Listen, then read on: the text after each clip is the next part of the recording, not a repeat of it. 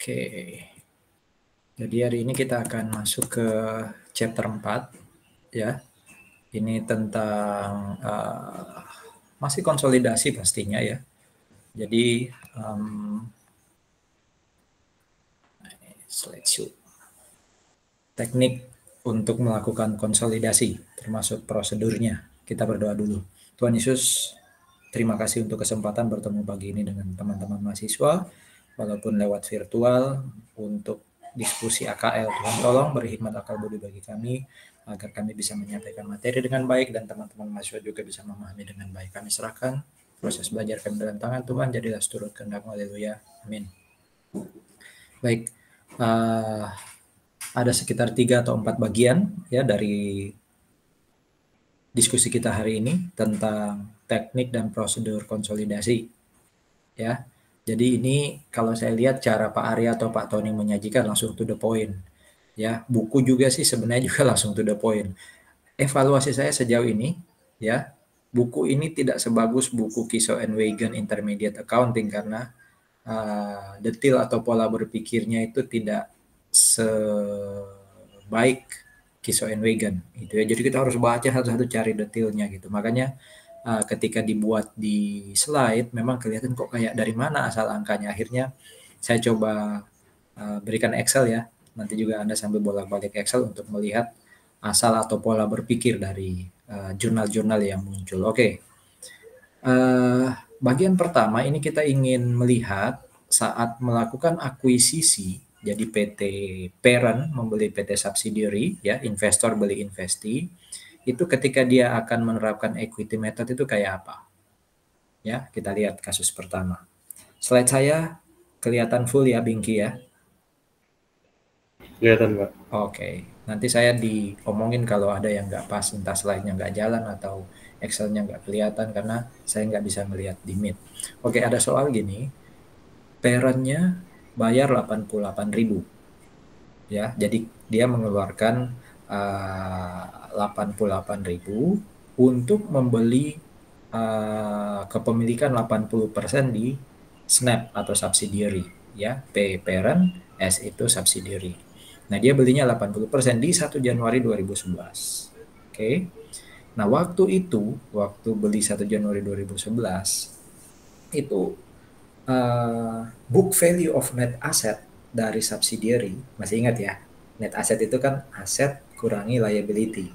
Nah, ada dua istilah untuk net asset, book value atau fair value. Nah, sini ini book value-nya. Book value of net asset-nya subsidiary atau Snap itu 90, terdiri atas capital stock 60 dan return earning 30. Jadi equity-nya subsidiary ini 90, dipisah dari capital stock 60 dan return earning 30. Ya, itu clear ya. Jadi dia beli 80%, dia keluarin duit 88, tapi book value-nya equity-nya subsidiary 60 itu capital stock, 30 itu return earning. Berarti kalau dia keluarin duit 88 ya, kepemilikannya 80%, kita sudah diajarin minggu lalu tentang implied value kan. Ini berarti kan seakan-akan atau kita mengestimasi lah ya, fair value-nya si siapa? Subsidiary ya, fair value net asetnya subsidiary itu 110. Ya kan, masuk akal ya logika. Kalau kita beli dapat kepemilikan 80%, kita berkorban 88, berarti kan kita harus cari 100%-nya, ketemu 110. Jadi 110.000 itu adalah implied value atau bisa dibilang fair value dari net asetnya S atau subsidiary. Kalau ada di situ implied value 110, sementara book value-nya itu adalah 90, ya kan? Book value-nya 90 kan, 60 plus 30. Itu berarti kan ada selisih. Ya, ada selisih 20.000. Nah, selisih 20.000 itu yang biasanya kita kenal dengan goodwill kan. Nah, ini dialokasikannya ke paten. Ya. Jadi akan muncul nanti paten. Nilainya adalah selisih 110 implied value dengan book value equity yaitu 90. Nah, paten ini sendiri dialokasi atau diamortisasi 10 tahun. Ini masih diketahui, masih soal. Ada diskusi dulu tentang soalnya. Oke. Nah, ini adalah income-nya subsidiary dan juga dividend yang dia bagikan ya di 2011 maupun di 2012. Jadi tahun yang dipakai ini di soal ini 2011 dan 2012. Kalau di buku itu 16 dan 17. Anda jangan lupa tetap download bukunya ya yang PDF ya, karena di sana juga ada jalan cerita ketemu angka walaupun juga masih belum terlalu detail. Dibanding slide ini slide ini malah nggak detail banget ya. Jadi ini diketahui di soal ya, ada net income 25 dan dividen 15 di 2011, sementara 2012 ada net income 30 dan dividen 15. Oke, kali ini clear harusnya ya. Nah, sekarang waktu kita akan bikin jurnal, ada 2 jurnal nanti yang jangan sampai salah ya. Ada jurnal transaksi. Transaksi ini berarti ada di P, ada di S. P itu waktu dia beli, ya kan? Waktu dia akuisisi. P itu waktu dia mengakui dividennya S. P itu waktu dia mengakui net income-nya S. Iya dong, ya kan? Itu namanya jurnal transaksi. Artinya ya pasti di jurnal, entah di P, entah di S. Ya kan? S apa jurnalnya ya? S punya jurnal dong, waktu dia ngakuin laba dia, waktu dia bagi dividen, ya kan? Nah, itu ada jurnal pasti. Ya. Termasuk nanti ada transaksi untuk mencatat amortisasi atas kelebihan book value. Tadi kan ada selisih atas book value kan, nah itu kan harus diamortisasi. Nah itu juga perlu dicatat di jurnal transaksi, ya. Nah ini informasi penting yang harus terus kita kita capture ya, harus terus kita lihat pergerakannya. Pertama pasti income from S. Berarti ini adalah angka yang ada di P, ya kan? P itu kan nanti ngakuin income from S, ini akun yang sudah sering muncul di pertemuan 1 sampai pertemuan 3. Salah satu sumber income from S itu adalah kalau S-nya net income, ya kan? S-nya net income. Sementara juga perlu lihat investment in S. Investment in S itu pasti pertama waktu P beli S. Waktu P dapat dividen berkurang kan investmentnya. Waktu P mengakui income-nya S, ya nambah investmentnya. Jadi pergerakan investment in S itu plus minusnya harus dilihat antara awal dan akhir, ya. Termasuk income. Income itu jurnal di P itu ini kan akun di P ya, betul kan? Oh ini nggak bisa ini kan akun di P ini, ya. Ini yang harus dilihat. Plus tentu kita harus melihat selisih antara saldo awal dan akhir di investment in S, ya.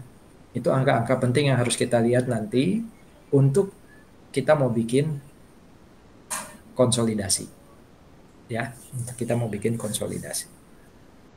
Kita juga perlu tetap ingat berapa kepemilikan P atas dividen yang dibagi S. Ya tergantung kepemilikan ya, 80 kah 90. Nah, NCI ya. NCI baik untuk dividen maupun untuk net income-nya S. Gampangnya kan NCI itu adalah selisih 100% dengan kepemilikan. Jadi kalau anggap aja dividen yang dibagi 100.000. Kalau saya memiliki anak itu 80%, ya, dividen yang dibagi 100.000, berarti saya berhak 80.000 kan, 80%. NCI-nya berapa ya selisihnya dong? Atau 20%-nya. Gitu ya, termasuk kalau anak labanya 1 juta. Saya kepemilikan 80%, berarti share saya atas labanya anak itu ya 80% dari 1 juta, berarti 800.000. NCI-nya berapa? Ya selisihnya 200.000 atau ya 20% kali labanya si S. NCI itu pokoknya selisih antara, kalau secara persentasenya ya selisih antara 100% kurangi kepemilikannya si subsidi parent ya atau induk. Itu ya, itu yang nanti harus kita lihat. Karena itu yang nanti kemudian akan jadi angka penting untuk kita membuat konsolidasi. Ya. Nah, Excel saya itu membantu untuk apa? Lihat naik turunnya ya. Oke. Working paper. Nah, saudara-saudara ingat minggu lalu, working paper entries ini hanya dibutuhkan untuk apa? Apa tujuannya kita bikin working paper entries ini? Ada yang masih ingat minggu lalu? Halo? Kenapa harus ada working paper entries atau jurnal untuk working paper? Ya judul besar kita apa loh? Membuat laporan keuangan konsolidasi. Jadi nanti jurnal-jurnal di sini hanya untuk membuat laporan konsolidasi. Ini nggak perlu diposting di buku besar. Jadi saldo income from investmentnya parent nggak akan berubah di laporannya parent. Saldo investment in S-nya parent itu juga nggak akan berubah. Walaupun di sini mungkin dihapus. Saldo capital stock-nya subsidiary, ya, kalau dikonsolidasikan hilang ya, dibuat jurnalnya, tapi tidak akan diposting ke buku besar atau ke saldonya laporan keuangan subsidiary. Ini hanya untuk membuat laporan konsolidasi. Itu yang minggu lalu juga sudah disampaikan. Ya, jadi ada jurnal, tapi jurnal ini hanya untuk kita membuat kolom paling kanan yaitu konsolidasi. Ya, tidak perlu dihapus atau tidak akan ngaruh ke angka di P dan di S. Adjusting and eliminating entries on the working papers do not affect, ya kan? Nggak ngaruh ke saldo buku besar. Oke? Okay?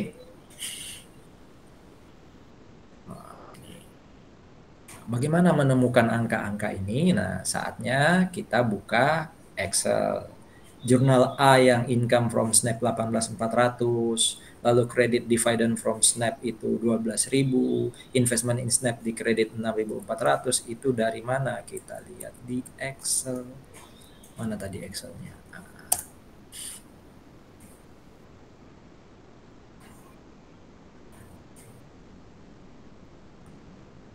Binky, sorry saya tanya lagi, kelihatan nggak Excel saya? Kelihatan, Mbak. Oke, teman-teman juga buka Excel masing-masing ya. Nah, jadi angka yang ada di slide tadi, ya, yang A itu yang ungu, itu ada di kuning saya ini ya, yang saya highlight. Nah, dari mana tuh dapatnya? Dividen dulu. Dividen itu kan dibaginya tadi di soal berapa tuh? Menurut soal dibaginya 15.000, ya kan? Nah, kita punya hak 80%. Oke, kita punya hak 80%. Nih, jadinya 12.000. Itulah asal dari dividen 12.000 ya.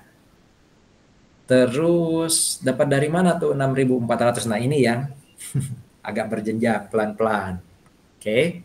Tadi di soal kan, saya balik ke soal ya. Kita keluarin duit 88.000, berarti investasi kita di S kan 88. Terus kita dapat net income atau ngakuin net income-nya S, ya kan? Akui net income-nya S. Berarti kan nambah net income. Tapi kita hanya ngakuin 80% dari 25 loh ya. Berarti kan hanya ngakuin 20. Ya kan? Nah, waktu dapat dividen, ingat, ini harusnya saya kasih. Nah, waktu dapat dividen, ingat, investasi kita berkurang. Tapi berkurangnya sejumlah kepemilikan, berarti 15 kali 80, berarti 12.000. Artinya apa? 88 plus 20 atau 108, kita kurangi 12 itu ketemu 96. Ya. 96 itu adalah investasi in S yang dicatat oleh P. Jadi parent di buku dia per 31 Desember 2011 itu nyatat investment in subsidiary atau investment in investee di 31 Desember 2011 itu 96. Nah, masalahnya kan awalnya tadi investasinya yang awal tadi 88 kan. Nah, waktu mau bikin konsolidasi ya, maka kita harus mengembalikan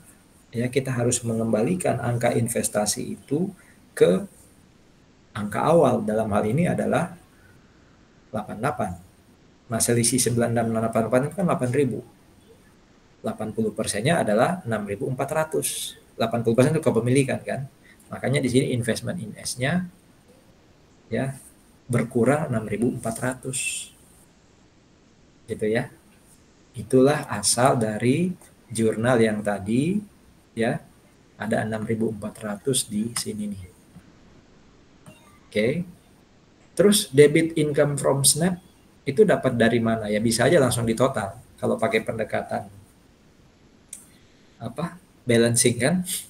Kreditnya di total 18.400 Pak ya. Berarti debitnya 18.400. Bisa pakai pendekatan itu atau pakai cara ini. Ya. Ini saya liatin di Excel-nya. Income from S itu kan 20.000 ya. Income from S itu 20.000 ya. Dapat dari mana itu? Itu dapat dari net income kali 80%. Tapi ada amortisasi diskon untuk tahun pertama ya. Amortisasi diskon lagi. Amortisasi paten. Paten tadi kan munculnya 20.000 ya. Nah, ini agak ke bawah nih. Muncul paten 20.000 itu dari mana? Nah, ini paten 20.000 kan dari sini. Ya. 110 tadi sudah saya jelasin sih. Kurangi book value-nya 90 jadi 20.000. Nah, tahun ini kan tahun pertama amortisasi. Berarti 2000. Nah, 2000 itu ngurangin ya, ngurangin income from S. Tapi 2000-nya itu harus dikali 80 dulu. Ya, makanya 1600. Ini ada rumus-rumusnya kok di sini kalau Anda lihat ya, Anda arahkan ke atas tuh ada rumus-rumusnya. Dari mana 1600? Oh, di bawah sudah saya kali. Tuh. Mana tuh? E16, E16, E16. Nah, ini. Annual amortisasinya 2000 ya, interestnya 80%, 1600 tuh. Nah, 1600 itu ngurangin ya, ngurangin income from S. Karena ada apa tadi? Net income ya, dikurang sehingga income from S yang nanti akan kita akui atau yang akan kita kurangi itu adalah 18.400. Jadi ini mengeliminasi income from S ya.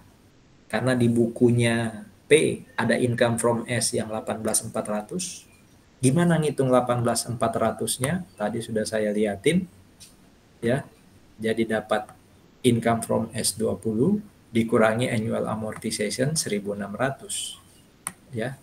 20 itu dari mana? Tadi kita ngakuin 80% dari 25. Nah, itu ada di buku P tuh di sisi kredit. Income kan kredit buat P. Ketika mau bikin konsolidasi harus dihapus, dieliminasi. Makanya dia di debit. Ya. Dividend from S. Ya kan? Yang 12.000 tadi. Ya. Dividend from S yang 12.000 tadi mana? Ini yang di kiri ada. Termasuk investment in S yang 6.400 tadi. Ya. Itu kemudian dicatat di kredit. Ya. Dicatat di kredit. Jadi kalau lihat jurnalnya ini to eliminate income and dividend. Ya kan? Eliminate income and dividend. Sekaligus juga apa katanya ini? Return the investment account to beginning balance. Ya. Jadi 18.400 ini untuk menghapus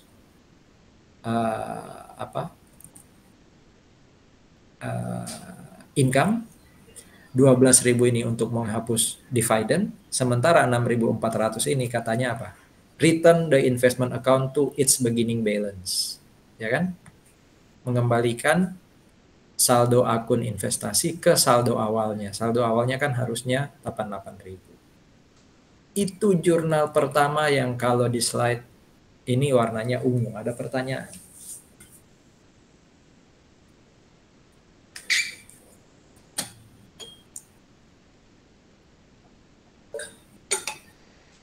Emang harus bolak-balik Excel ke mana? Ke slide ya. Kalau di buku itu dia nggak bikin kayak Excel saya tapi pakai narasi. Jadi kalimat itu didapat dari waduh panjang ya. Untuk orang kayak saya nggak begitu nyaman membaca kalimat panjang. Harusnya dirinci. Nah, makanya buat saya buat rincian. Saya nggak tahu itu Anda lebih nyaman dengan yang ada di buku atau Excel saya gitu. Kalau slide ini, ya slide yang dibuat ini, itu sama sekali tidak ya kayaknya ya kalau Pak Tony atau Pak Arya ngajar mereka beliau akan nulis di papan tulis nih untuk dapatin angka-angka ini harusnya ya, atau paling nggak dikasih tahu dapat dari mana angkanya. Oke, kita ke yang B. Dari mana tuh? NCI share 46, dividen snap 3000, NCI 1600. Kita lihat Excelnya. Jadi logika berpikirnya adalah gini. Dividen total itu 15.000. Di soal kan ada tadi ya. Yuk kita lihat lagi soal. Dividen total yang dibagikan itu 15.000. Ya. Yang sudah diakui oleh parent sebagai controlling interest itu 12.000. Kita lihat lagi ya di atas ya. Berapa dividen yang diakui? Tuh 12.000 kan? Ya, 12.000. Berarti kan dalam tanda kutip haknya NCI ya sisanya 3.000. Dan itu juga harus dihapus. Ada di NCI ya, dan itu juga harus dihapus. Ya, makanya dia di kredit 3.000. Oke. Lalu investasi tadi selisih investasinya di atas kan 6.400 padahal totalnya kan 8.000.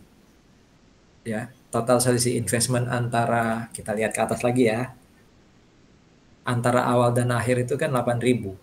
Yang sudah diakui oleh parent 6.400 berarti kan sisanya masuk ke NCI. Jadi 1.600 ini itu adalah dalam tanda kutip haknya NCI.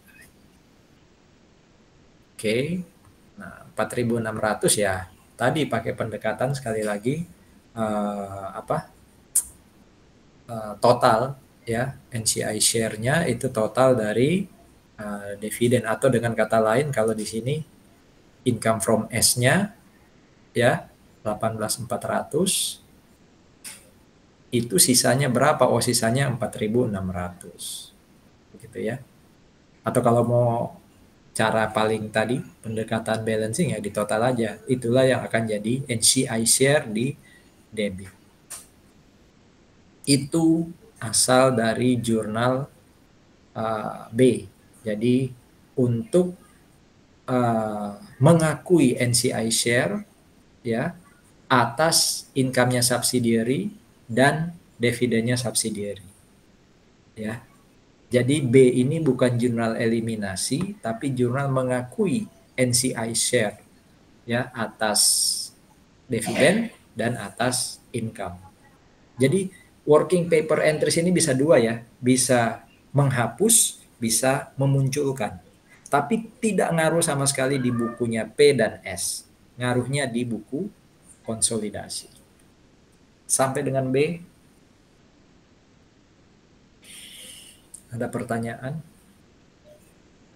Nah, kalau C ini kita sama-sama paham sejak minggu lalu pasti equity-nya S hilang. Ya kan? Kita balik ke soal. Equity-nya S itu RE-nya 30 ya. Capital stock-nya 60. Nah, itu dihapus. Kita kredit. Ya kan? Dihapus atau kita kredit. Itu udah jelas ya. Makanya itu di debit mereka. Ya, untuk bikin konsolidasi mereka di debit. Berarti return earning dan capital stock itu eliminasi. Ya, eliminasi atas equity-nya S. Sementara paten 20.000 yang di debit itu jurnal untuk munculin paten. Jadi di bukunya P dan S nggak ada. Ini munculnya di konsolidasi. Jadi jurnal paten itu bukan eliminasi tapi adjustment, memunculkan paten. Ya. Terus kredit investment in Snap apa ya itu? Supaya di konsolidasi nggak muncul tuh investment in Snap punyanya P, ya dihapus dong, dikredit dong.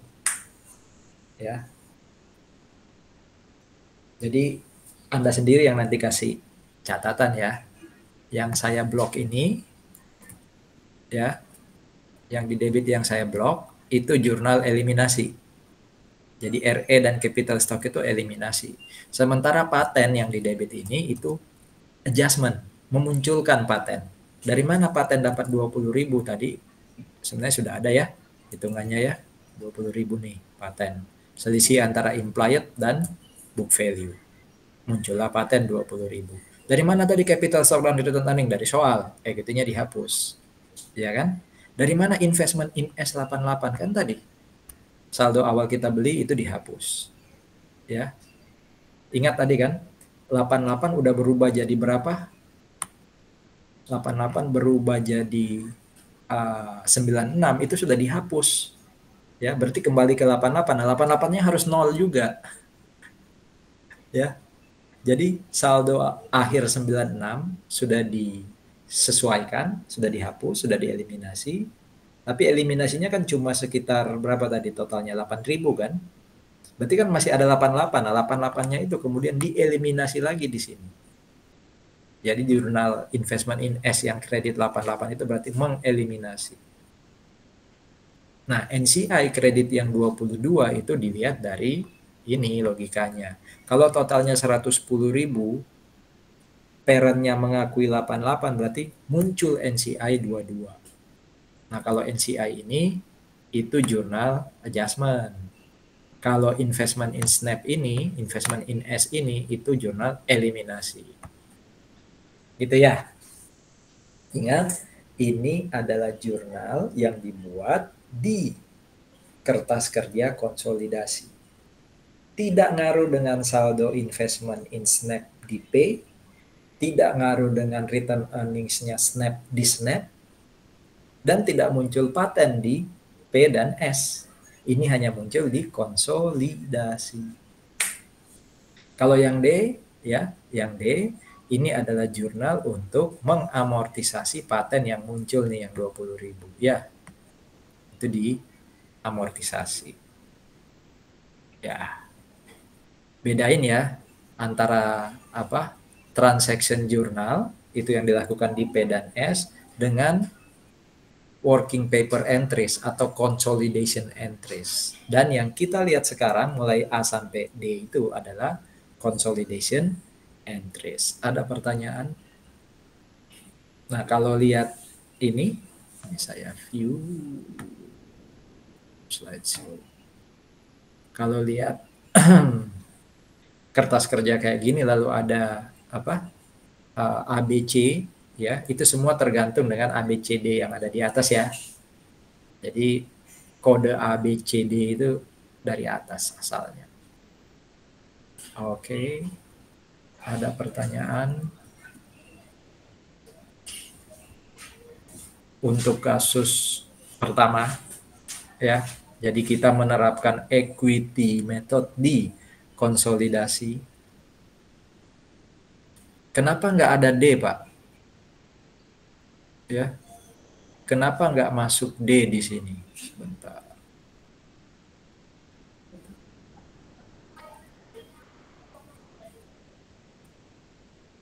Itu ada D ya.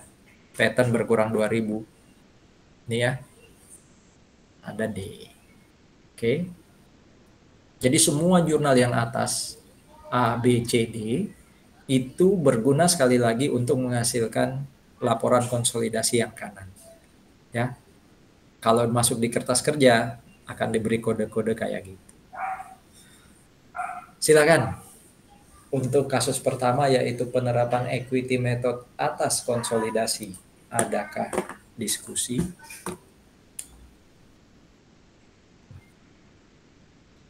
Jam 9. Kita tetap selesai setengah 11. Oke, lanjut. Nah, ini judulnya Sequence of Working Paper Entries. Jadi tahapan atau next ya. Setelah kita buat working papers entries ini apa tahapan atau lanjutannya?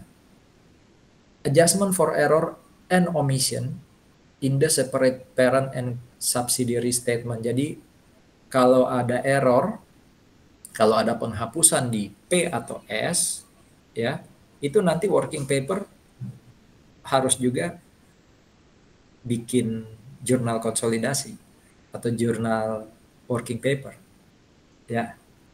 Jadi kalau ada error di P, ada penghapusan di P, ada error di S, ada penghapusan di S, konsolidasi juga akan melakukan itu. Juga nanti perlu mengeliminasi intercompany profit and loss. Jadi kalau ada profit and loss antar mereka, ya, jadi transaksi antar P dan S, entah P ke S atau S ke P, lalu ada profit, ada loss, ya itu dieliminasi. Kita sudah bahas di pertemuan kedua kayaknya ya. Adjustment to eliminate income and dividend from subsidiary, ya, jadi income dan dividend from subsidiary, dan adjust the investment in subsidiary. Oh, yang tadi sebenarnya ini ya. Jadi setiap tahun itu kita harus melakukan penghapusan income dan dividen dari anak, ya, dan juga investasi di anak, ya. Investasi di anak itu kita sesuaikan ke saldo awalnya, ya.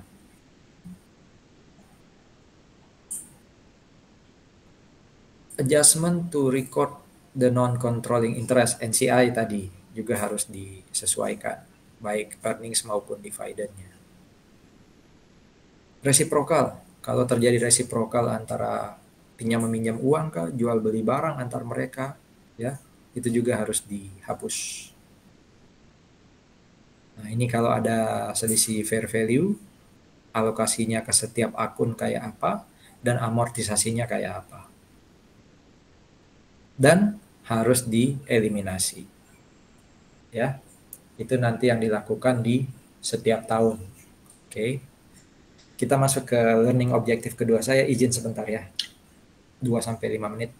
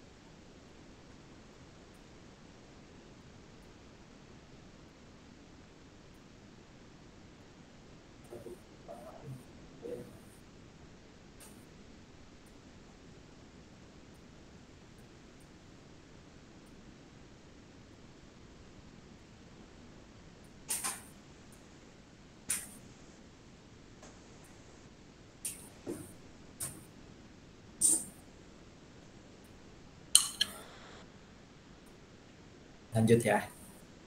Masih aman ya Bingki ya? Masih, Pak.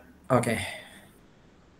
Nah, ini kalau tahapan kedua ini adalah kalau tadi kita bikin jurnal equity method waktu kita akuisisi. Ya kan? Kalau tadi 2011. Sekarang yang mau kita lihat adalah di tahun berikutnya. Di 2012. Itu kayak apa? Ya, implementasi equity method untuk tahun berikutnya. Di tahun 2012 yang tadi kasusnya ya, jadi nyambung ini ya, ini yang saya lupa sampaikan, ini nyambung. P itu tetap 80%, jadi nggak berubah ya, dia tetap sepertinya nanti ya, saya belum baca sepenuhnya ya. Ada tahapan nanti gimana kalau 2013 berubah kepemilikannya. 80 jadi 90 atau 80 jadi 60. Itu bisa jadi lebih rumit. Nah, ini dikatakan dia 2011 beli 80, tahun depannya dia tetap pegang 80%. Ya. Itu ya maksudnya. Nah, di tahun 2012 itu ternyata ada transaksi peminjaman duit. Ya. Jadi S pinjam ke P 10.000. Ya. Berarti ini kan apa? Resiprokal ya, resiprokal. Nah, ini tadi di mana? Di keterangan depan sebenarnya ada ya. 2011 sudah kita buat jurnalnya. Nah, 2012 gimana nih pengaruh net income dan dividen 2012 dari S? Baik itu ke P maupun ke NCI yang nanti ngaruh ke konsolidasi. Itu yang mau kita lihat. Nah, ini income. Nah, kita lihat ini ya. Kita lihat Excel aja ya. Jadi untuk yang ini lihat Excel sheet kedua ya yang tulisannya 2012. Oke, yang tulisannya 2012. Jadi kalau kita lihat ya sebentar dapat 22.400. Nah, ini 22.400. Income kita itu kan 24.000 ya. Yaitu 30.000 kali 80%. Net income-nya kan tadi 30.000 ya. Kita ngakuinya 80%, berarti kita ngakuinya 24. Tapi ada apa tadi amortisasi paten kan di 2012 harusnya 2.000 tapi kita kan kepemilikannya 80%. Berarti income from S kita untuk 2012 itu adalah income dari net income dikali 80% kurangi dengan amortisasi paten kali 80%, atau dengan kata lain 24 kurangi 1.600 yaitu 22.400. Ingat, ini salah satu yang harus kita hitung kan tadi ya untuk nanti ngaruh ke jurnal-jurnal kita. Ya. Jadi income from S-nya 22.400. Ada di slide, di Excel juga saya berikan penjelasannya. Ya. Di sini ditanyakan berapa investment in Snap akhir 31 Desember 2012. Nah, ini 104.800 ya. Ini juga saya berikan penghitungannya di Excel. Jadi ada di slide, juga ada di Excel. Kita investment awal 2011 lalu kan 88. Lalu kalau Anda lihat di 2011 kita dapat income. Ini di bukunya P ya. Jadi ini jurnal transaksi tapi di bukunya P. P waktu beli kan 2011 88. Dapat atau pengakuan net income-nya S, saya lupa tadi berapa, kali 80 ketemu 18.400. Lalu S bagi dividen mungkin 15.000 di 2011 kita ngakuin 80%, berarti kita kurangi 12. Nah, berarti akhir 2011 tadi juga sudah kita hitung itu 94.400 kan. Nah, masuk 2012 ada income ya. Nih, masuk 2012 ada income-nya S itu 30.000. Kita ngakuin 80%. Berarti kita nambah 22.400, ya kan? Sini 22.400-nya itu ada apa? Ada apa namanya? Ada rumusnya, ya. Itu tadi kita ngakuin 24, kita kurangin dengan amortisasi paten. Jadi 22.400-nya itu kelihatan kalau di Excel. Ya, kalau di sini nggak kelihatan 22.400 dari mana gitu ya. Dividen yang 12.000 ya tadi juga sebenarnya bisa dihitung ya. 15 kali berapa? 80%, tapi di Excel juga kelihatan kok. Mana ya? 15 kali 80% nih, ya kan? Jadi angka-angka ini ada di Excel cara ngitungnya. Ya, intinya kita sekarang dapat investment in S di bukunya parent 104.800. Nah, apakah itu nanti muncul di konsolidasi? Ya pasti enggak dong, dihapus tuh, dieliminasi. Ya, ini angka pentingnya, income from S, tadi udah ketemu ya, di parent itu income from S-nya 22.400. Investment in S, di parent itu angkanya 104.800. Berapa selisih saldo awal dan saldo akhir investment in S? Ya, itu juga nanti akan kita lihat di Excel sudah saya berikan. Termasuk kepemilikan P atas dividen. Nah, berarti kita bisa dapat kepemilikan NCI atas dividen. 100% kurangi kepemilikan P atas dividen. Berapa saldo NCI atas labanya S? Ya, 100% kurangi 80% dari punyanya P. Oke. Jurnal pertama yang dibuat itu adalah income from Snap 22.400, dividend 12, dan investment in Snap atau investment in subsidiary 10.400. Yuk kita lihat di Excel. Ini sama kan jurnalnya dengan yang di PPT kan ya. Dividend dulu, dividend tadi sudah dapat dong. Ya, 15 kali 80. Investment in S 10.400 gimana dapatnya? Nah, ini makanya tadi di slide dikatakan berapa selisih saldo awal dan saldo akhir. Ya, selisihnya itu ternyata kan 10.400. Oke, 10.400. Ya, income from S-nya berapa? Ya di total aja nih kreditnya ketemu 22.400. Walaupun 22.400 juga bisa dihitung, tidak sekedar balancing. Dari mana dapat 22.400? Yuk ke atas apa ke kiri? Ke kiri ya. Juga sudah saya sediakan hitungannya. Mana 22.400? Oh, sorry. Arahkan aja rumusnya. J6, J6, J6, J6, J6. Oh ini. Ya. Jadi itu didapat dari E12. Yuk kita ke kiri. E12. Nah ini. Income from S 24. Amortisasi 1.600 berarti 22.400 ketemu tuh. Income from S-nya. Atau itu tadi di total ada. Di total aja kolom kreditnya. Itulah makna dari jurnal pertama. Buat apa ya? Menghapus dividen, menghapus investment, dan juga untuk menyesuaikan saldo awal dan akhir dari investment in S. Ya, saya ulang ya. Menghapus dividen, ya. Lalu menghapus net income, dan juga untuk menyesuaikan saldo awal dan akhir dari investment in Snap yang ada di buku P. Jadi waktu mau buat konsolidasi, kita sesuaikan saldo investment in S yang ada di buku P. Dapat dari mana? Tadi ada hitung-hitungannya semua di sini. Silakan untuk jurnal pertama, halaman 20 kalau di PPT, ada pertanyaan? Besok ternyata libur ya. Besok ternyata tanggal merah, jadi ya kayak pas lah ya ini ya. WFH Senin sampai Kamis, lalu Jumatnya libur. Oke, jurnal kedua. Ini seperti yang jurnal pertama. Jurnal pertama dari 2011 ya. Ketika kita buat konsolidasi waktu pertama kali akuisisi. Jurnal kedua ini, tahun kedua ini adalah setelah kita akuisisi tahun pertama. Nah, tahun keduanya gimana ya? Di logikanya sama.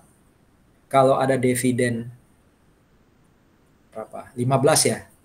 Kita lihat soalnya. Kalau ada dividen 15 di 2012, sementara parent atau controlling interest sudah dapat atau ngakuin 12, berarti NCI ya sisanya. Iya kan? 3.000 kan? Juga ada di Excel kok. Nih. Kalau total dividen itu 15, sudah diakui oleh parent 12, ya berarti NCI haknya ya 3.000 nih. Ya. Terus 2.600 itu dari mana? 2.600 saya hitungnya gini. Tadi kan selisih antara saldo akhir dan awal investment in S itu 10.400. Coba Anda lihat di Excel ada tuh. Di sheet kedua yang 2012 yang pojok agak-agak ke kanan ya. Ketemu 10.400. Itu kan kepemilikan kita 80%. Ya, 80%. Berarti kita cari 100% ya. 100%-nya 13. Berarti kalau 13 itu sudah diakui parent 10.400 ya NCI sisanya 2.600. Nih. Ya. Gitu ya. Dapatnya 2.600. Nah, 1.600 ya tinggal di total aja debit dan kreditnya. Oke, itu jurnal kedua yaitu untuk mengakui NCI atas income-nya S dan dividennya S. Ada diskusi? Jurnal ketiga, betul ya. Ini ngapus equity-nya si subsidiary. Ya, capital stock-nya nggak berubah, tetap 60.000. Oke. Capital stock-nya nggak berubah, tetap 60.000 sesuai soal tadi kan. Nah, yang jadi pertanyaan dari mana tuh dapat return earning 40.000. Ini saya hitungin ya, return earning 40.000 itu dari sini. Kalau Anda masih ingat, return earning S di soal awal sekali itu 30.000. Mau bukti? Yuk, saya balik lagi ya. Tuh, ya, mana tadi soalnya? Return earning waktu dia dibeli 30.000, betul ya? Pertama dibeli. Selama 2011, dia dapat net income 25.000. Dari mana, Pak? Tuh, 25.000. Ya kan? Di 2011 dia bayar dividen 15, berarti kan return earning-nya berkurang 15. Berarti akhir 2011 atau awal 2012 return earning-nya sudah 40. Iya kan? Return earning-nya sudah 40. Nah, 40 itu yang kemudian nanti dihapus. Ya. Tuh. Iya kan? 40-nya itu yang kemudian dihapus. Itu dapat atau asalnya yang di slide itu 40, mana tadi? 40.000 ya. Jadi ini udah nggak diketahui lagi di soal, harus dihitung. Kalau capital stock nggak ada perubahan sih. Paten dapat dari mana 18? Anda kalau masih ingat tadi kan pertama kali muncul 20 tuh. Ya kan? Pertama muncul 20. Terus tahun 2011 kan di apa? Di amortisasi 2.000. Berarti kan sekarang tinggal 18.000. Dan juga di Excel saya liatin kok. Ya, nih. Oke, di amortisasi 2.000 berarti 18.000. Itu yang kemudian juga dihapus. Ya. Investment in Snap 94.400 dari mana? Kayaknya tadi ada ya. Sebentar. Nih. Nggak usah ke Excel, tapi Excel juga ada. Ini ada kan? 94.400. Ya. Itu juga kemudian dihapus. Ya. Terus non-controlling 23.600. Di Excel saya ada harusnya. Ini. Jadi kalau investmentnya itu di akhir 94.400, berarti kan implied-nya itu 118. Kalau parent ngakuin 94, berarti sisanya ya NCI. Di situ dapatnya 23.600. Ini amortisasi paten ya. Nah, jurnal yang baru muncul di sesi kedua ini adalah apa tadi namanya? Reciprocal ya.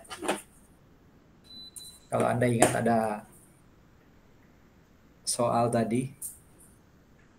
The only intercompany transaction during 2012 was 10,000 non-interest bearing loan to Snap. Nah, itu harus dihapus. Karena itu reciprocal. Ya, itu reciprocal. Jadi di apa? Di bukunya S ada notes payable. Makanya di sini di debit. Di bukunya P ada notes receivable atas nama S. Makanya itu di kredit di sini. Ya. Minggu lalu setelah kelas ada yang nanya ke saya, atau di kelas ya saya lupa, jurnal transaksinya gimana Pak? Ya memang kita harus bayangin jurnal transaksi dulu. Ya untuk kasus yang NP to NR ini kita harus tahu jurnal transaksinya apa ya.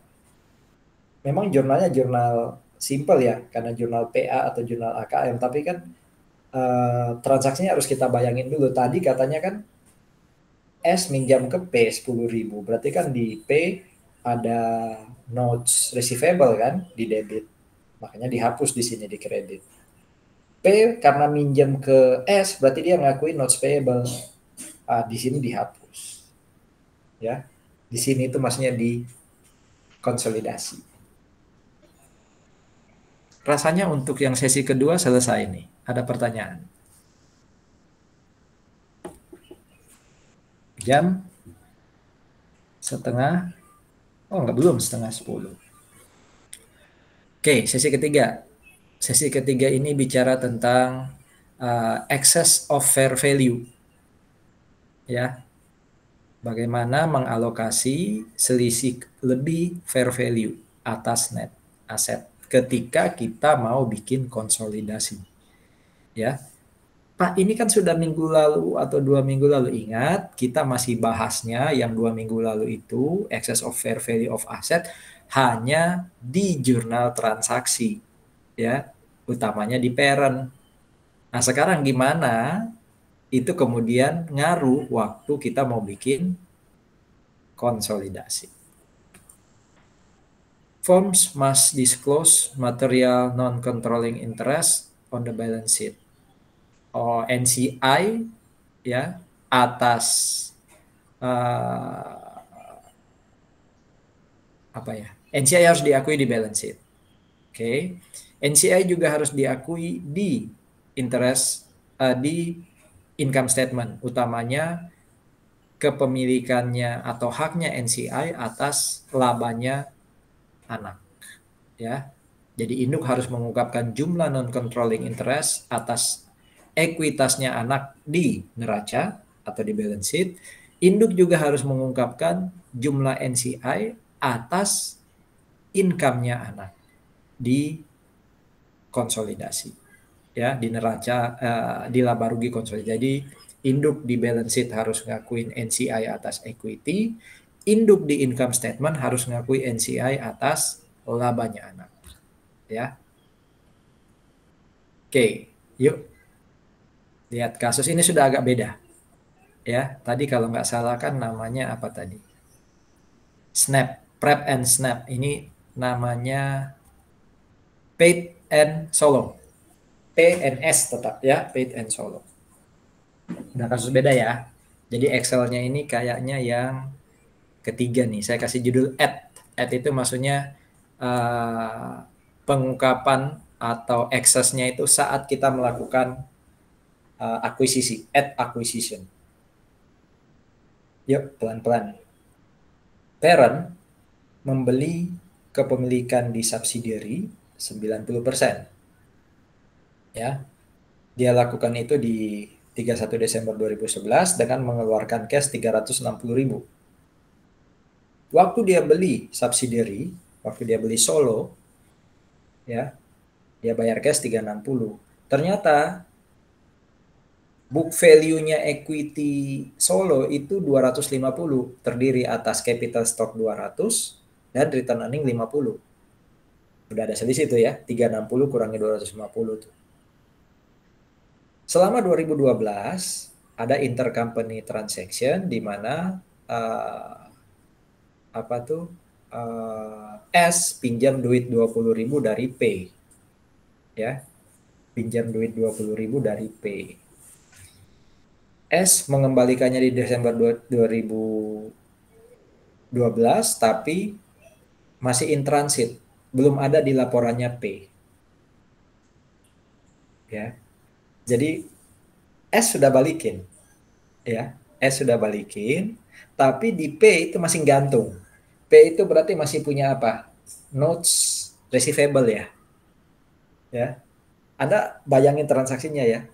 Pertama di sebelum 30 Desember si P minjemin S 20.000, berarti P nanti notes receivable 20.000, S notes payable 20.000. Berarti ada receivable di P, ada payable di S. Nah, S ini udah balikin di 2012 di 30 Desember, berarti payable hilang, harusnya receivable juga hilang. Tapi di P, receivable-nya masih belum kehapus. Karena masih transit, masih dalam perjalanan lah, entah banknya itu belum nyatat atau apapun gitu ya. Ini soal masih. Nanti kita lihat apa atau bagaimana efeknya. Oke, nah ini fair value ya 370, book value-nya 270. Masing-masing kita bisa lihat contoh inventory ya, harusnya di pasar 60 tapi booknya cuma 50, berarti kan dia under value. Khusus equipment dia justru over value, ya. Nilai pasarnya cuma 70 tapi dia nyatat 90. Oke. Kalau equity-nya berapa? Equity-nya di soal tadi kan 250 ya. Capital stock 200, return earning 50. Ini aset. Ya, aset. Pertanyaan pertama, berapa selisih atas book value? Ya, selisih atas book value. Nah, investment cost kita tadi menurut soal 360. Betul ya? Nah, book value-nya net asset tadi 250. Karena kita beli 90%, berarti selisihnya itu bukan atas 250, tapi 360 kurangi 225. Ya, berarti ada selisih 135. Oke. Nah, 135 ini kemudian dialokasi ke satu inventory. Inventory tadi selisihnya berapa? 10. Tapi kita kepemilikannya hanya 90% ya. Berarti 9. Demikian juga land tadi selisihnya 30, 27 ya. Dan seterusnya. Oke, dan seterusnya. Nah, tapi ya totalnya kan 135. Kalau dialokasi ke 4 item tadi itu masih ada selisih. Selisihnya 45 ternyata di sini. Nah, 45 itu yang masuk ke goodwill. Ya, masuk ke goodwill. Oke. Itu kalau selisih antara cost 360 dengan kepemilikan atas equity 225. Bagaimana kalau kita mau cari selisih fair value dan book value? Fair value itu berarti fair value-nya net asetnya S dengan book value net asetnya S. Kalau book value tadi sudah di soal 250 ya. Saya lihatin lagi 250 dapat dari mana tadi. 200 capital stock, 50 return earnings. Oke. Nah, waktu kita mau nandingkan fair value dan book value, maka kita harus cari implied fair value. Bukan 360. 360 itu kan yang dibayar oleh P. Dan dia hanya dapat 90% loh. Berarti kan kita harus cari total 100%-nya berapa. Nah, pakailah konsep implied value. Akhirnya ketemu implied value 400. Jadi seakan-akan fair value-nya S itu, fair value equity-nya S itu 400. Padahal book value-nya cuma 250. Berarti kan ada selisih 150 di situ. Nah, 150 ini dialokasi dengan cara tadi. Ya. Ke under value-nya inventory, under value land, under value building, dan over value-nya equipment. Ternyata masih ada selisih 50. Itulah goodwill. Jadi goodwill yang nanti akan muncul di konsolidasi adalah 50. Oke, ada diskusi dulu sampai hitungan ini. Saya rasa slide ini sudah sangat jelas kalau slide ini. Makanya di sini tidak begitu banyak yang saya ini ya untuk add acquisition ini. Jadi slide-nya sudah cukup clear. Ada pertanyaan?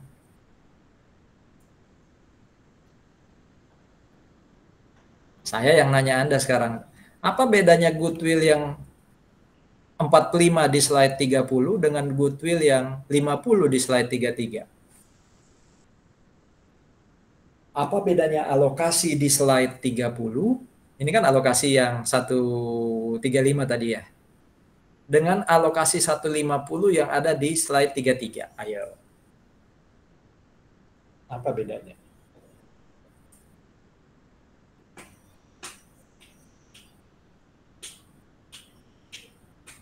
Ada yang mau jawab?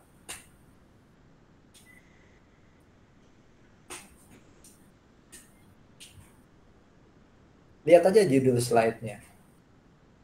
Yang ada di alokasi sebelumnya yang memunculkan goodwill 45 itu transaction journal.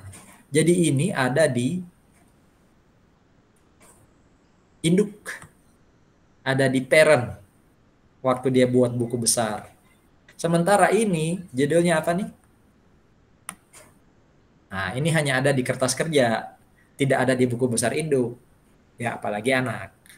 Oke, jadi ini hanya berguna untuk jurnal konsolidasi, baik eliminasi maupun penyesuaian. Ya, jadi jangan bingung loh, kok Pak tadi ada alokasi 135 yang bawah kok 150. Ingat, alokasi 150 ini hanya bertujuan untuk konsolidasi. Ya.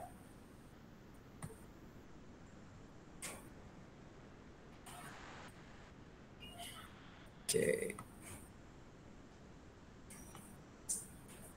Tadi saya sampai mana? Oh, lebih enak buka di sini ya. Buka di mana? Buka di Drive ya.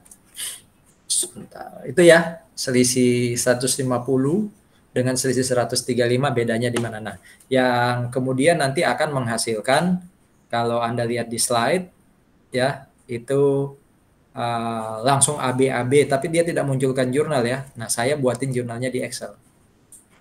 Jurnal A itu berarti semua yang A, debitnya saya taruh di sini, semua yang A yang kredit saya taruh di sini. Termasuk yang kredit juga saya taruh di sini, di Excel. Jadi yang kiri itu jurnal A, yang kanan itu jurnal B. Ini untuk menghapus capital stock-nya S. Ini untuk menghapus return earnings-nya S, ya kan? 250 ini dari soal tadi dan harus dihapus kan? Eliminasi. Unamortized excess 150 ya. Itu dari yang tadi. Ada unamortized excess 150 kan tuh. Nah, itu muncul ya di debit. Kenapa debit? Karena lebih banyak yang under value kan. Inventory contohnya, inventory itu di book 50, kita tambahin 10. Waktu kita nambahin kan lebih banyak ya, kita nambahinnya berapa? 40 tambah 80, 120 dibanding kita ngurangin 20, iya kan? Jadi karena lebih banyak nambahin, maka unamortized excess-nya yang 150 itu, atau selisih sebenarnya dari implied value kurangi book value kan. Book hanya 250, fair value 400, berarti kan nilai di pasarnya naik 150. Makanya dia di debit. Ya. Investment in S 360 dapat dari mana? Harga beli tadi dihapus, dieliminasi. Ya. NCI 40 dari mana? 10% kali 400 dong, atau selisih dari 400.000 kurangi 360 punyanya parent. Ya.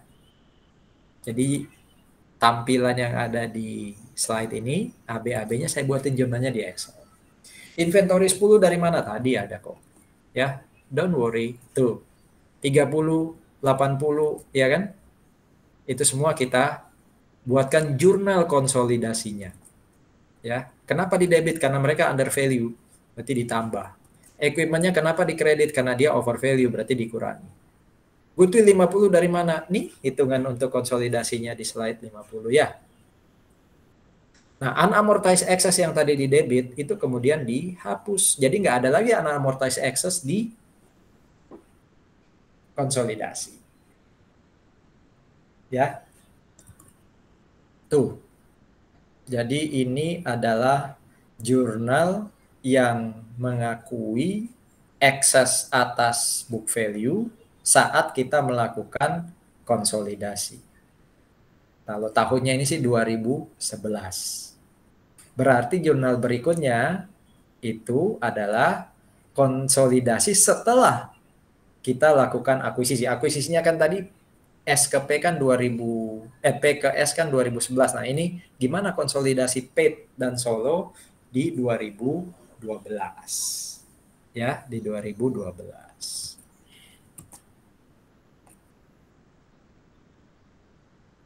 Oke. Di sini ada, kalau di PPT yang saya bagi sih ada saya kasih tambahan ya. Karena rupanya di slide yang ada di Drive itu nggak lengkap. Ini saya bukain PPT yang saya kirim ke Anda tadi di WA Group ya. Kita masuk ke sesi ke berapa sekarang? Sesi ketiga atau empat? Keempat. Kita masuk ke sesi keempat, yaitu consolidation after acquisition. Ya. Nah, di sini saya kasih tambahan tuh di slide. Kalau di PPT yang saya bagi tadi di slide 36. Kalau di Drive sih nggak ada. Keterangan bahwa selama 2012 S itu pinjam 20.000 dari paid. Ya. Tapi masih transit. Ya, sama kayak tadi. Yang di 2011 kan juga ada ya transaksinya ya. Oh, ini ada rupanya, saya copy ke belakang ya. Oke, saya copy ke belakang. Nah, sekarang kita lihat satu-satu jurnal transaksinya. Cash to investment in Solo ya 9.000 itu apa? Ini masih transaction entries, sorry. Jadi transaction entries. Transaction entries itu berarti apa? Dilakukan oleh P gitu ya, dilakukan oleh P.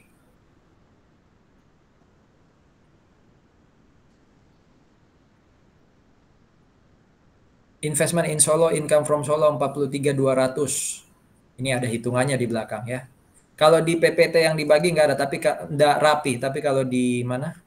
Di Drive rapi tuh. Ya, 43.200.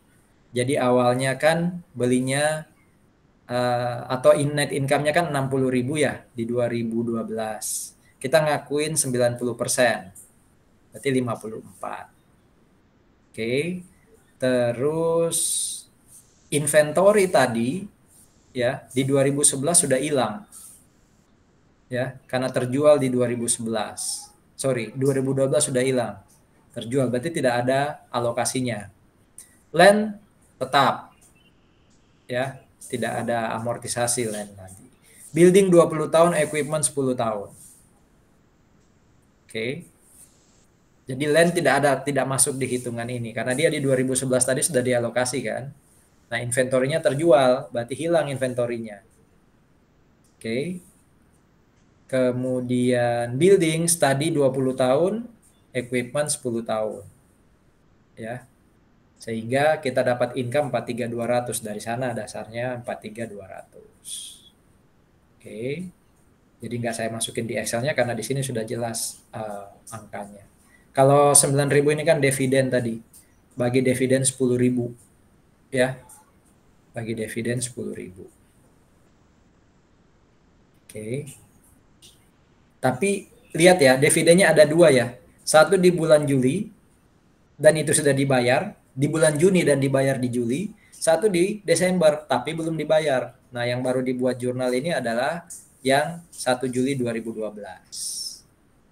Oke. Oleh P. Jadi di buku besarnya P atau di laporan keuangannya P ada investment in Solo 9.000. Ya, di kredit. Lalu ada investment in Solo di debit 43.200 ya. Ada income from Solo di kredit 43.200 di tahun 2012. Ingat judul atasnya transaction, berarti ini bukan jurnal konsolidasi. Ya, ini masih jurnal yang dibuat oleh entah P atau S. Dalam hal ini berarti P yang buat. Hati-hati ya, jangan kecampur-campur ya. Nah, setelah akuisisi tadi dihitung, nah ini working paper. Kalau working paper itu artinya jurnalnya si konsolidasi. Jadi working paper entries atau consolidated entries itu jurnalnya konsolidasi. Yang pertama, ini untuk mengakui ya atau mengeliminasi investment yang tadi belum di realisasi ya. Investment yang tadi belum direalisasi. Tadi kan ada kata-kata ya. Ada dividen untuk Desember 10.000 dideklar. Tapi belum dibayar di akhir tahun. Nah, berarti kan harus muncul dividend receivable. Ya, muncul dividend receivable. Oke. Terus B ini harus dihitamkan nih B-nya nih. Saya hitamkan aja walaupun di Oh ini.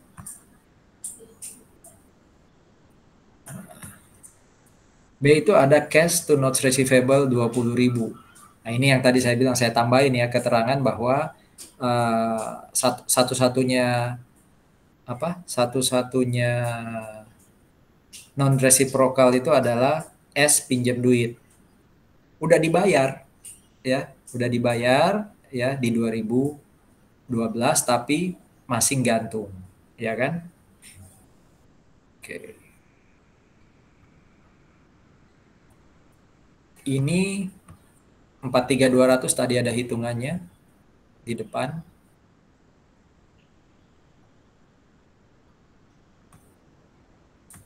Ya, dividend 18,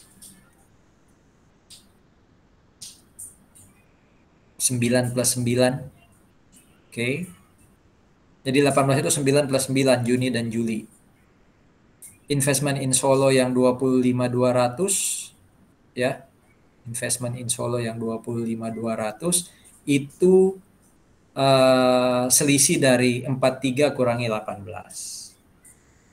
Ya, jadi logikanya sama kayak yang tadi add. Ini enggak saya bikinin Excel-nya ya. Jadi 18.000 ini hati-hati 20.000 total di 2012 kita kan 90%, berarti kita ngakuin 18.000. Nah, investment in Solo yang income from Solo yang 43.200 itu ada di bukunya parents, jadi dihapus tuh 43.200 ya kan, dihapus. Nah selisihnya itu adalah akun investment in Solo. Bisa dihitung sih 25.200 ini pakai logika Excel yang tadi saya buat ya. D juga sebaliknya, berarti kalau ada dividen, mana dividen katanya 20.000 di 2012, padahal parent sudah ngakuin 18, berarti kan sisanya masuk ke NCI. Ya kan? Masuk ke NCI. Ya. Kalau ini adalah berapa sih kepemilikan tadi 90%, berarti totalnya atau kita cari implied-nya lalu kurangi 25.200 ya, ketemunya 2.800. Ya. Nanti deh saya buatin Excel-nya juga untuk yang after ya, kan tadi saya buat baru yang add. Nah, ini return earning 50. Kalau capital stock kan mana capital stock? Nih. Capital stock-nya nih 200 kan ada di sini ya. Return earning-nya 50-an ada di sini ya. Nah, itu yang kemudian dihapus di sini. Jadi ada di slide berapa sih ini?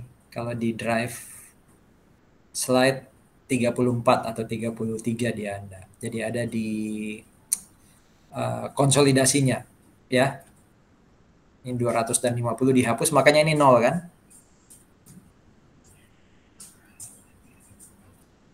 Kemudian unamortized excess tadi yang 150 ya. Kalau investment in Solo 360 tadi ya, kita hapus, dieliminasi. Ini mengalokasi tadi ya, mengalokasi selisih kan 10, 30, 10 itu kan inventory, kita balik lagi mana tadi 10 itu inventory, tanah 30, building 80 ya kan.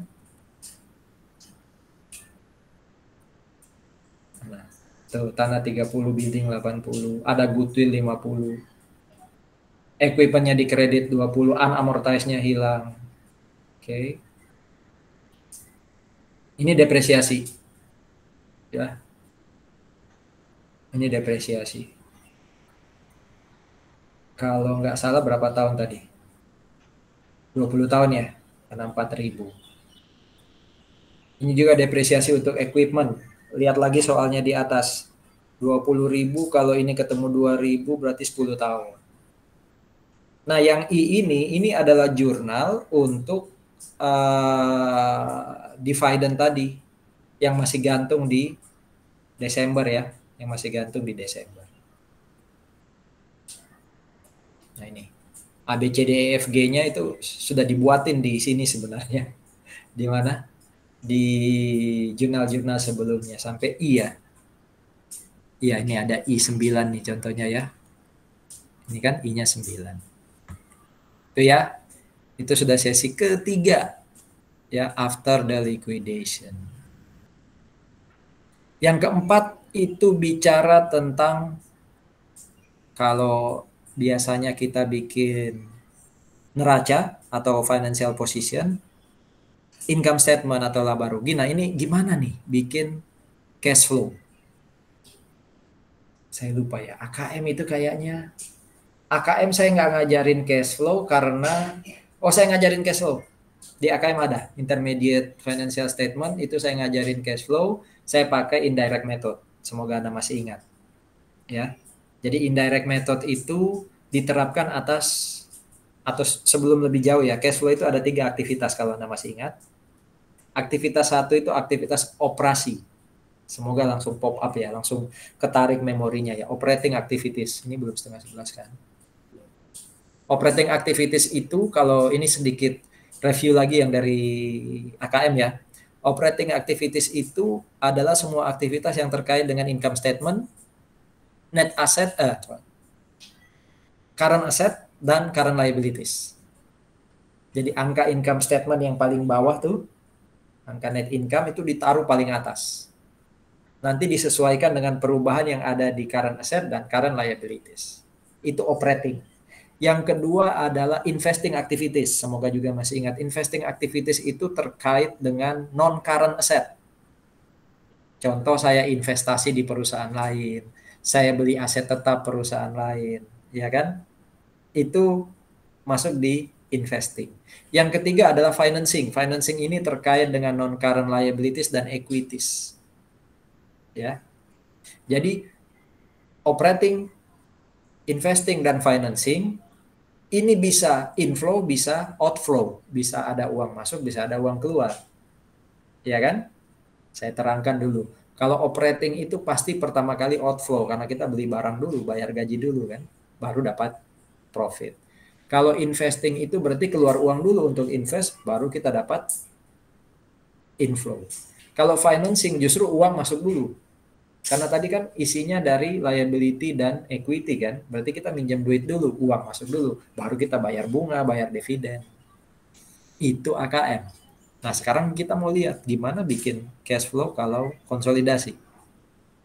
Ya, konsolidasi. Jadi alur berpikirnya ini nih.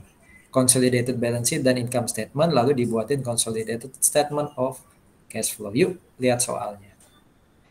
Selama tahun 2012, S menjual tanah, cost-nya 20, harganya 10.000. Dan dia jualnya ke outside, maksudnya ke eksternal. P, parents berarti, menerbitkan 300.000 notes untuk beli equipment baru. Nah, kita sudah mulai nyambung nih. Yang satu ini berarti aktivitas, nomor satu ini berarti aktivitas apa? Menjual tanah. Berarti menjual tanah ini kan uangnya masuk. Tanah itu berarti waktu dibeli pertama kali, uangnya keluar. Oh, itu investment activities tuh. Berarti nomor satu ini terkait dengan investment activities. Ya. Nomor dua, notes. Notes itu berarti karena ini 2 year berarti non current liabilities, berarti financing nih nomor 2 nih. Ya. Tapi ada equipment juga. Equipment itu kan berarti investing. Mulai disambung-sambungin dengan aktivitas. Nanti kita lihat cash flow-nya kayak apa. Ingat ya, aktivitasnya itu diterangkan di AKM. Ada amortisasi patents ya, 10.000 per tahun. Oke. Jadi karena ada business combination muncul paten tadi ya, contoh di yang sebelumnya, lalu diamortisasi 10.000 per tahun. P dapat dividen dari investment. Berarti ada cash inflow dari investment. Ya, investment activities ini. Ya. Tapi bisa juga operating activities karena maksudnya di income statement kan, dividend revenue ya. Nanti kita lihat 4 ini masuk di aktivitas yang mana. Nomor 5, change in plan asset not explained, yang tidak dijelaskan ini karena depresiasi. Jadi kalau ada selisih plan aset dan tidak disebutkan di soal itu karena depresiasi. Ini apa? Change-nya berarti kalau yang ini tarik biar enak lihatnya. Nih ya. View slideshow.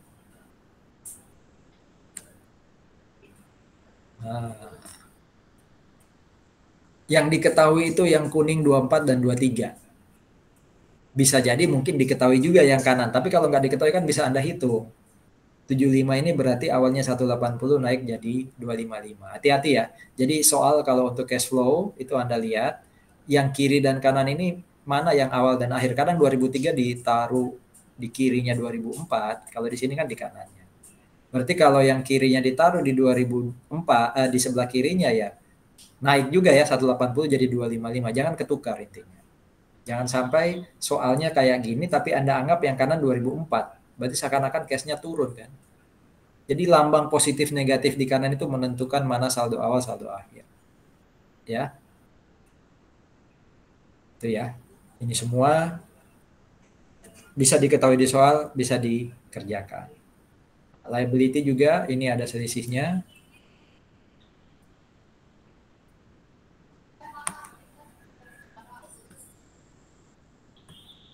Oke, view slideshow. Nih, ada selisih masing-masing. Ya. Accounts payable berarti berkurang ya. Awalnya 270 tinggal 250. Notes payable awalnya 0 jadi 300. Oke, sekarang kita lihat income statement dulu. Ini consolidated income statement. Jadi punya parent dan subsidiary udah di total. Ya. Kita nggak bisa tahu berapa punya parent dan subsidiary tapi ini udah di total. Dapatlah income 200. Oke. Lalu bla bla bla bla akhirnya dapat net income 150 nih konsolidasinya nih. Ya, 150.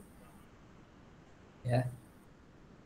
Kalau ditanya berapa net income gabungan 150. 600 ini kan return earnings. Jadi saldo laba awal 600 tambah laba sekarang 150 kurangi dividen berarti saldo laba akhir 670 tapi net income-nya 150. Ingat tadi ketika kita ingin membuat operating activities pakai indirect, angka paling atas yang kita taruh itu selalu apa? Net income. Jadi 150 ini itu kita taruh paling atas. Ya, kita taruh paling atas. Oke. Nah, nanti yang bawah-bawahnya itu adalah penyesuaian dari selisih-selisih tadi. Contoh saya ambil apa? Saya ambil selisih ini. Ingat ya, operating itu isinya adalah income statement, current asset, dan current liabilities. Ya. AR awalnya 270, sekarang jadi 375, ada kenaikan 105. Nah, Anda masih ingat kalau terjadi kenaikan current asset naik, waktu ngitung cash flow operating dia turun, makanya ini negatif. 105. Ya. Inventory, yuk kita lihat inventory. Terjadi kenaikan inventory ya 45, berarti waktu ngitung cash flow net income-nya berkurang. Makanya net atau negatif 45. Mana tadi? Ini konsep cash flow di AKM ya. Jadi mulai angka 10 depresiasi ya. Kalau ada depresiasi dia nambah. Masih ingat ya? Kalau ada depresiasi dia nambah net income. Kenapa? Karena logikanya gini. Depresiasi itu kan depreciation to accumulated. Berarti kan tidak ada cash yang keluar. Padahal angka 150 ini sudah berkurang dengan adanya depresiasi kan. X kurang Y. Y di dalamnya ada depresiasi. Ketemu 150. Padahal di dalam Y yang depresiasi tadi nggak ada cash. Berarti kan harusnya pengurang ini ditambahin lagi ke net income. Makanya di sini lambangnya plus. Dan sekali lagi ini ranahnya AKM. Ya, jadi jangan bingung kok bisa ya 100. Ya logika tadi yang saya bilang ke Anda bahwa ada depresiasi dan depresiasi itu bukan cash. Padahal kita mau bikin cash flow, berarti dia ditambahin. Ya. Loss. Loss 10 itu tidak masuk di operating. Dia masuknya di loss 10 ini dari mana? Loss 10 itu dari tadi tanah kita beli, mana tanah. Yang nomor 1, kita belinya 20, kita jualnya 10.000. Ya, berarti kan ada loss 10. Nah, loss 10 itu kan masuk income statement. Tapi karena itu investing activities, berarti dia nggak boleh masuk di operating. Makanya dia berkurang. Ya, dia berkurang.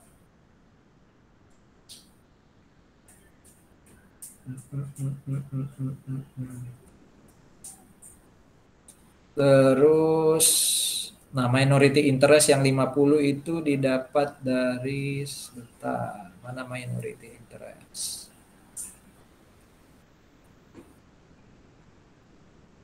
Minority interest.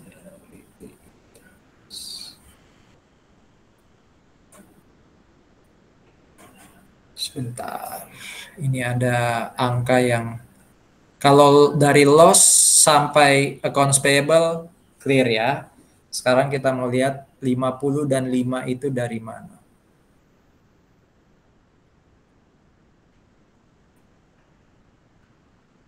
Atau ke sini dulu. Investing tadi ya. Investing dari kita tadi dapat duit 10 kan. Berarti inflow 10 kan, itu jelas. Payment of dividend. Tadi ada payment of dividend. Mana?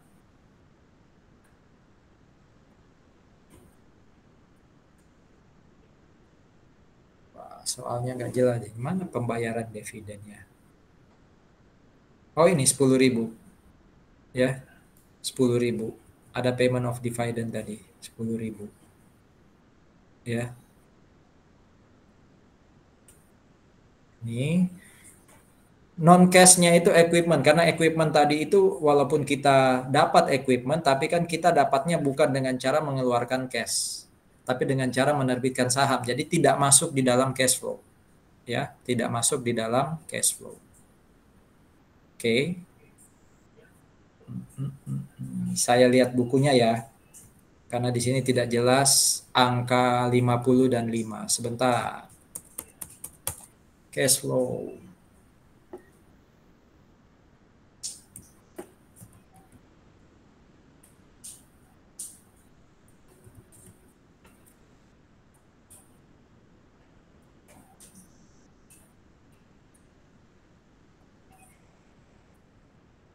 Patterns, see, guidance,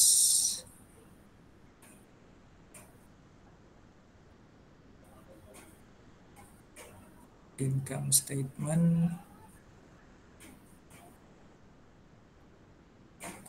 ada ya di consolidated income statement tadi, minority dividend. Sebentar, consolidated income statement. Oh ini, ya. Jadi di sini ada non consolidated 50 itu yang kemudian masuk di apa? Sini ya, masuk di statement of cash flow. Oke.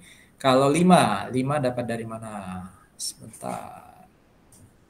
5 itu apakah kelihatan juga di sini? Sebentar. Excess of 5. Undistributed income, equity investees. Undistributed income.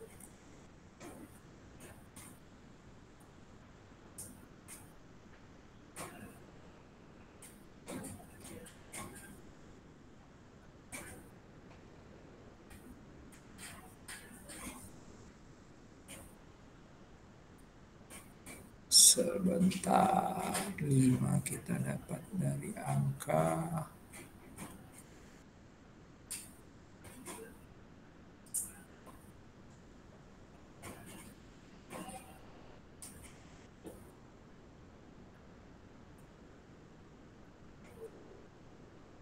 Oh, ada equity investment 5 tadi ya. Sebentar ya.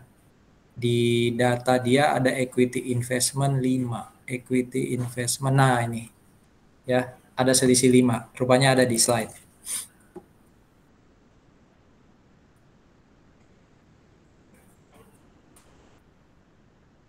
Tadi terlewat selisih 5 atau changes 5. Nah, ini. Equity investment. Saya buka PPT. Nah, ini 5 saudara-saudara. Ya. Dasarnya dari jadi udah kejawab ya. 50 itu ada di income statement. Nih, angka ini. Ya. 5 itu ada di statement of financial position ini. Ya. Itu semua kemudian di koreksi ketika ingin membuat statement of cash flow.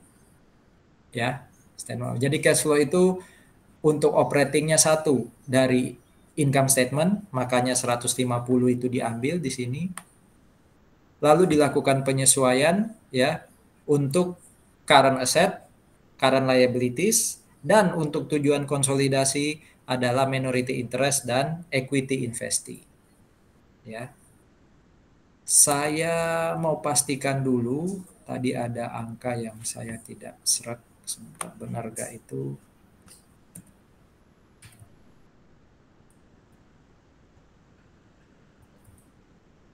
Consolidated indirect method 15. Oke. Loss on sale. Ini saudara-saudara. Ini tadi yang saya di slide ya, di drive itu lambangnya negatif, harusnya positif.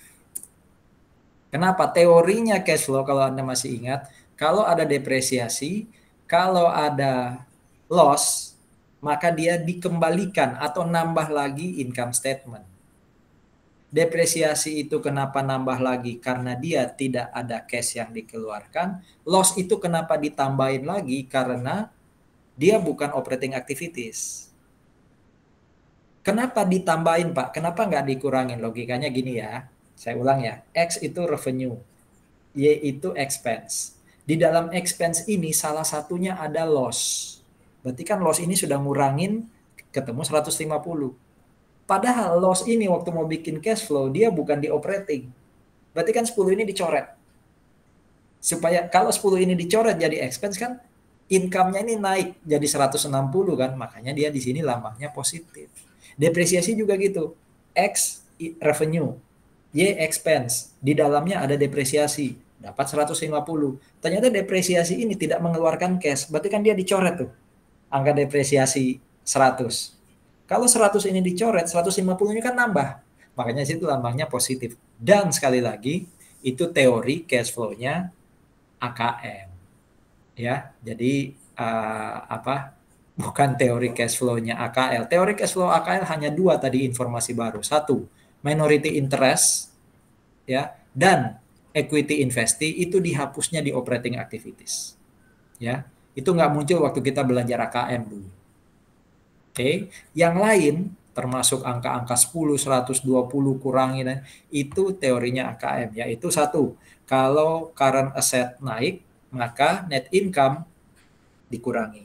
Kalau current asset turun, net income justru bertambah. Tapi kalau current liability bertambah, net income ikut bertambah. Kalau current liability berkurang, net income ikut berkurang. Nih contohnya. AR itu ya, AR itu increase. Ya, AR itu kan aset ya, cari yang utang. Nah, ini utang. Utang itu decrease. Berarti kan net income ikut decrease. AR itu current asset, berarti kalau dia increase, justru dia malah negatif. Gitu ya. Jadi kalau current asset naik atau turun, berbanding terbalik dengan net income. Kalau current liabilities naik atau turun, berbanding lurus dengan net income. Yang paling baru sekali lagi di AKL hanya 2 ini. minority interest dan undistributed. Angkanya ada di depan di balance sheet dan income statement konsolidasi. Kalau yang investing, nah investing ini kalau 165 ini dari sini dapatnya ya, 165 paling bawah. Kalau investing ini adalah tadi jual tanah 10. Nomor 1. Dapat cash kan? Cash masuk dari investing. Oke. Terus nomor 2 kenapa nggak dibuat di cash flow? Karena itu tadi ya. Ada notes payable, ada equipment. Berarti kan jurnalnya equipment to notes payable, berarti nggak ada cash kan? Namanya aja cash flow, berarti ini nggak ada cash, nggak perlu dibuat. Ya. Nomor 3 yang patent for business combination, ya, patent for business combination juga nggak kelihatan di sini, ya. Kemudian tadi apa ya? Itu 80 dan 20 ya, totalnya 100 itu adalah dividen ya yang dibayarkan. Tadi ada pembayaran dividen menurut soal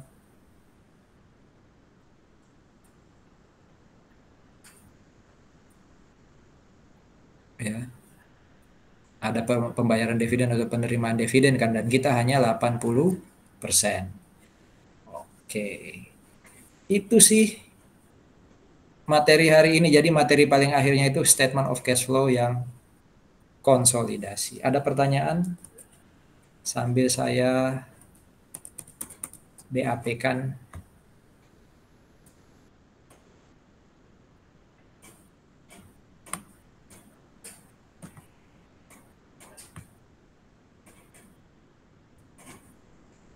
Saya stop dulu recordingnya.